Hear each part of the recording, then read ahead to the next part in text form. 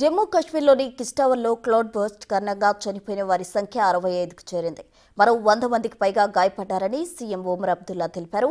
కొండ ప్రాంతాల్లో శిథిలాల కింద 500 మంది వరకు చిక్కున్నట్టు అధికారులు భావిస్తున్నారు. వరదల కారణంగా ఒక తాత్కాలిక మార్కెట్ యాత్ర కోసం ఏర్పాటు చేసిన కమ్యూనిటీ కిచెన్ స్థలం భద్రతా కేంద్రం నేలమట్టం కావడంతో చాలా మంది చిక్కుకున్నట్టు అంచనా వేస్తున్నారు. వారిని రక్షించడానికి సహాయక చర్యలు ముమ్మరంగా కొనసాగుతూ ఉన్నాయి. ఇప్పటి వరకు 167 మందికి పైగా క్షతగాత్రులను రక్షించారు. వీరిలో 38 మంది పరిస్థితి సీరియస్ గా ఉన్నట్టు తెలుస్తోంది. ప్రతికూల వాతావరణం కారణంగా సహాయక చర్యలకు ఆటంకం కలుగుతోంది. మృతుల సంఖ్య ఇంకా పెరిగే అవకాశం ఉంది.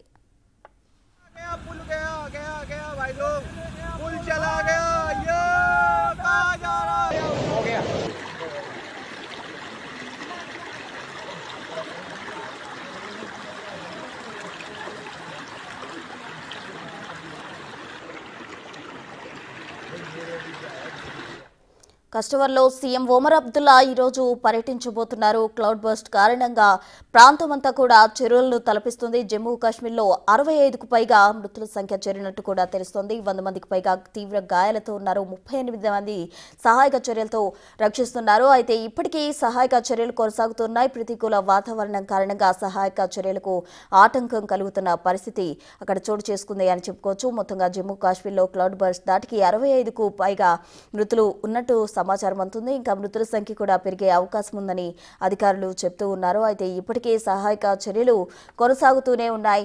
క్లౌడ్ బర్స్ట్ కారణంగా చనిపోయిన వారి సంఖ్య ప్రస్తుతానికి 65కు చేరింది. మరో 100 మందికి పైగా గాయపడ్డారని సీఎం ఒమర్ అబ్దుల్లా తెలిపారు. ఈరోజు ఒమర్ అబ్దుల్లా అక్కడ పర్యటించబోతున్నారు. 500 మంది వరకు ఆ శిథిలాల కింద చిక్కుకున్నట్టు అధికారులు కూడా భావిస్తున్నారు.